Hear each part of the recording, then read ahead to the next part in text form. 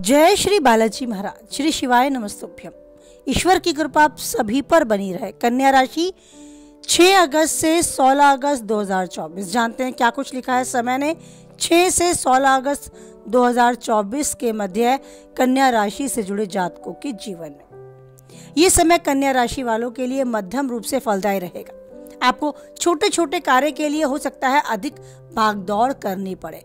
आपको किसी भी चीज को लेकर बेवजह तनाव बन सकता है। हो सकता है किसी सामने वाले से बहस हो जाए, वाद विवाद भी बनने की संभावनाएं हैं। आपको अपनी वाणी पर संयम रखना होगा। बुद्धि, विवेक और धैर्य के साथ इस समय को बिताना होगा।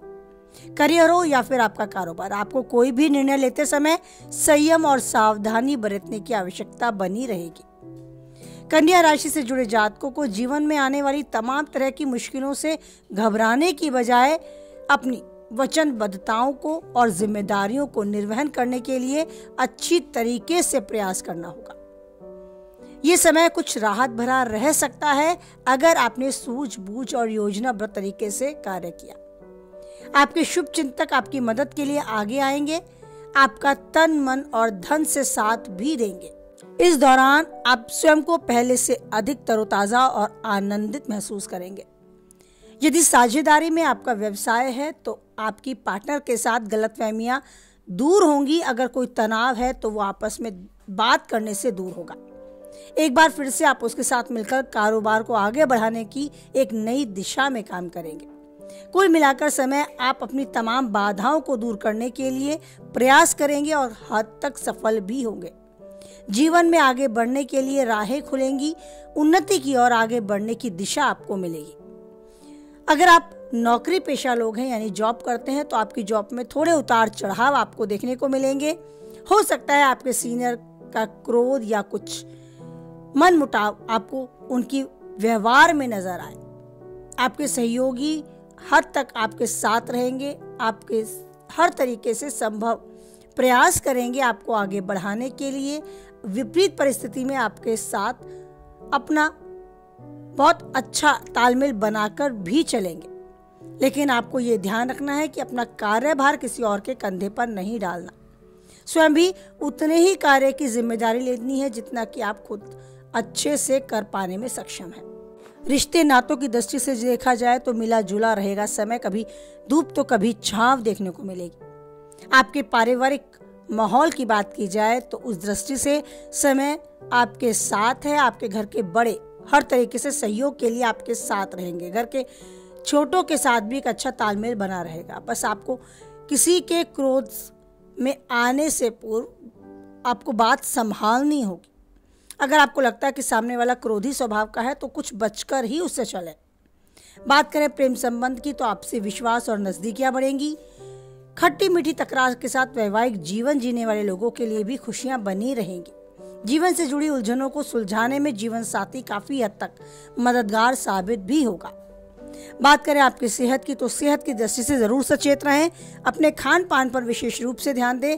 पाचन क्रिया को स्वस्थ रखने के लिए, सही रखने के लिए अच्छे खान पान को अपनी दिनचर्या में शामिल करें। अनुशासित दिनचर्या का पालन करें। बासी खाना खाने या बाहर का खाना खाने से बचें। बाकी सब कुछ आपके साथ है। इन दिनों काफी हद तक नई चुनौतियों का सामना आपको करना पड़ेगा, लेकिन खुद को आप समर्थ और सक्षम भी पाएंगे।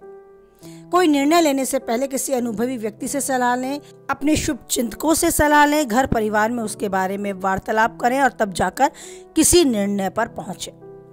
अभी समय नहीं है कि किसी भी नए कार्य को शुरू करें या अपने पहले कार्य में कोई बड़ा बदलाव करें। तो जैसा समय चल रहा है उसी के साथ आप भी बहते चलें। समय की धारा को पहचानें। धूप छांव सिक्के के दो पहलू हैं जिनका आना और जिनका जीवन में आकर चले जाना संभव है। धूप के बाद छांव जरूर आती है। इसी आशा को मन में दृढ़ करते हुए इस समय को अपने बुद्धि, विवेक और धैर्य के साथ बिताएं और ईश्वर के साथ एक स्ट्रॉन्ग कनेक्शन बनाए रखें, क्योंकि किसी भी परिस्थिति में कोई है या नहीं है, हमारे साथ ईश्वर है जो हमेशा रहता है, हम सबके साथ बनाए रखता है हमारे सर पे अपना प्रेम भरा हाथ। तो उस ईश्वर के साथ एक स्ट्रॉन्ग कनेक्शन, एक स्ट्रॉन्ग रिश्ता बना के रखें, मजबूत रिश्ता बना के रखें और ये आभास करते रहें कि मेरे साथ वो ईश्वर है जिसने मेरा जन्म मरण और परण पहले से ही तय कर रखा है। मेरे कर्म भी मेरे अनुसार चलते जाते हैं, बस फल वो ईश्वर अपने अनुसार देता जाता है। जो मेरी किस्मत में है, जो मेरे सामने ईश्वर ने तय कर रखा है, वो होना ही है। मुझे बस उसे बदलने के लिए उस ईश्वर का हमेशा ध्यान करना होगा, और वो वह परम शक्ति है जो आने वाली उलझनों को, आने वाली बाधाओं को एक झटके में, एक पल में दूर कर सकती है। तो अपने मार्ग में आने वाली, अपनी सफलताओं के बीच में रोड़ा बनने वाली उन सभी बाधाओं को मैं ईश्वर का ध्यान करके दूर कर सकता हूँ। तो इसमें बिल्कुल भी संकोच ना करें, ईश्वर से जो चाहते हैं वो मांगे, क्योंकि ईश्वर ही है जिसके सामने हम कुछ भी मांग पाने में बिल्कुल भी हिचकिचाते नहीं, शर्माते नहीं। बस मांगने से पहले ये ज़रूर बोलें कि मुझे वो चाहिए, अगर मेरे लिए सही है तो प्लीज़ ज़रूर दीजिए। एक छोटा बच्चा बन के उनसे विनती करें, लेकिन जिद ना करें। विनती ज़रूर स्वीकार होगी। अगर आपके लिए सामने वो चीज़ जो आप चाहते हैं आपके हित के लिए है, आपकी भलाई के लिए है, तो अवश्य ही मिलेगी। बस उस ईश्वर का ध्यान करते रहें, चिंतन मनन करते रहें, उनका गुणगान करते रहें, अपनी भावनाओं को उनके साथ जोड़ कर रखें। यकीन माने ज़िंदगी में बहुत कुछ आसान हो जाएगा, सुलभ हो जाएगा। सुकून और राहत जो ईश्वर के लिए सबसे दिया गया अनमोल उपहार है, वो ईश्वर हमें तभी देता है जब हम निर्मल मन से, बड़े आराम से उस ईश्वर से सुकून और चैन मांगते हैं। लेकिन हम उसे भूलकर अनगिनत वो चीज़ें मांगते हैं जो हमारी सुख सुविधाओं के लिए हैं। कई बार हमें वो सब मिल भी जाती हैं, लेकिन उनमें वो आनंद की अनुभूति जो ईश्वर देता है वो प्राप्त नहीं होती। भोजन सब करते हैं, लेकिन स्वाद सबको उस भोजन में नहीं आता। तो बस हमें जीवन में स्वाद मिलता रहे, हम आनंद सुकून से जीवन जीते रहें, इसी कामना के साथ ईश्वर के साथ एक रिश्ता बना के रखें। और जब इस अभ्यास में, यानी कि रिश्ता बनाने के इस अभ्यास में आप निपुण हो जाएंगे, उस पल को अच्छे से ईश्वर के साथ बिताने में आप आनंद महसूस करेंगे, तो आप मानेंगे कि आपको ईश्वर का दिया हुआ वो उपहार मिलने लगा है, जिसे सुकून और राहत कहते हैं। तो जीवन में आप जो चाहते हैं वो पाएं और उन्नति के शिखर तक यूं ही आगे बढ़ते जाएं, और बनाए रखें उस ईश्वर के साथ अटूट विश्वास, क्योंकि वही एक है जो हमेशा देता है, देता रहेगा हमारा साथ। कुछ हद तक आप वीडियो से सहमत रहते हैं तो प्लीज़ लाइक करें, किसी के काम की बातें हैं उस तक शेयर करें, और पहली बार चैनल पे हैं, बने रहना चाहते हैं तो चैनल को सब्सक्राइब भी करें, और यूं ही करते रहें चिंतन मनन, उस ईश्वर का गुणगान। भले ही आपका भावों को प्रकट करने का तरीका अलग हो, लेकिन ईश्वर तक वो रेंज, वो भाव पहुँचते ज़रूर हैं।